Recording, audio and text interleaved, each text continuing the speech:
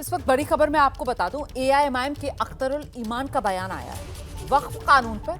अख्तरुल ईमान कह रहे हैं आरएसएस बीजेपी डराना चाहती है मुसलमानों को, लेकिन हम डरेंगे नहीं, लड़ेंगे। डर का माहौल बनाना चाहती है आरएसएस और बीजेपी, ये अख्तरुल ईमान कह रहे हैं। एआईएमआईएम के बिहार के प्रदेश अध्यक्ष हैं अख्तरुल ईमान।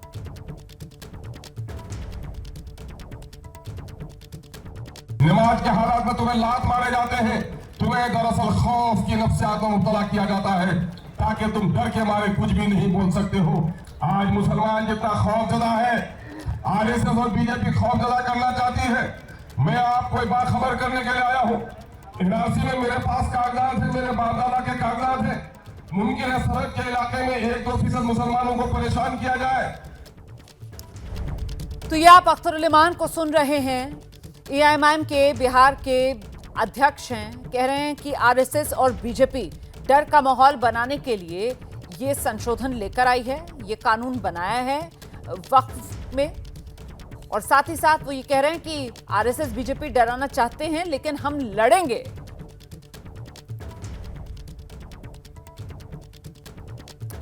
तो अख्तरुल ईमान का ये विवादित बयान और इस पर अब सियासी प्रतिक्रियाएं आ रही हैं। बीजेपी ने उन पर देशद्रोह का मुकदमा लगाए जाने की बात की है।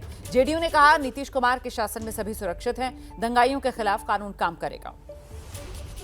मैं सीधा कहूंगा प्रशासन से कि उसके ऊपर कानूनी कार्रवाई होना चाहिए, जो एक प्रधानमंत्री के ऊपर और इस प्रकार के जो है से अनर्गल तरीके से बयान देना, उनके ऊपर ये देशद्रोह का मामला है और उस पर कार्रवाई होना चाहिए।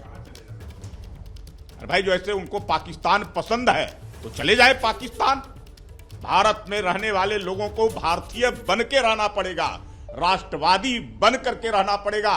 और जिनको अगर भारतीय पसंद नहीं है, भारत पसंद नहीं है और भारत में रह करके भारत को अगर तोड़ना चाहते हैं, भारत में अलगाव पैदा करना चाहते हैं, भारत को जो है टुकड़े टुकड़े करने की साजिश रचने का काम करते हैं, उनको पाकिस्तान चले जाना चाहिए। यहां उनके लिए कोई जगह नहीं है। जनाब अख्तरुल इमाम साहब, यहाँ नीतीश कुमार जी का इकबाल है, कौन किसका होली खेल लेगा। मुसलमान इस हिंदुस्तान के नागरिक हैं, उनके साथ खून की होली हो जाएगी, ये कतई संभव है। 20 वर्ष का हमारा ट्रैक रिकॉर्ड है। दंगाई को तो वह कानून का कील ठोकते हैं, वह याद रखता है।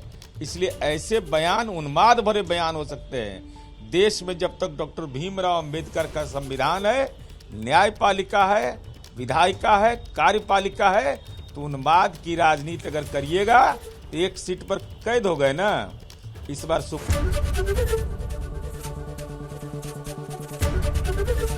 एबीपी गंगा, खबर आपकी, जुबान आपकी।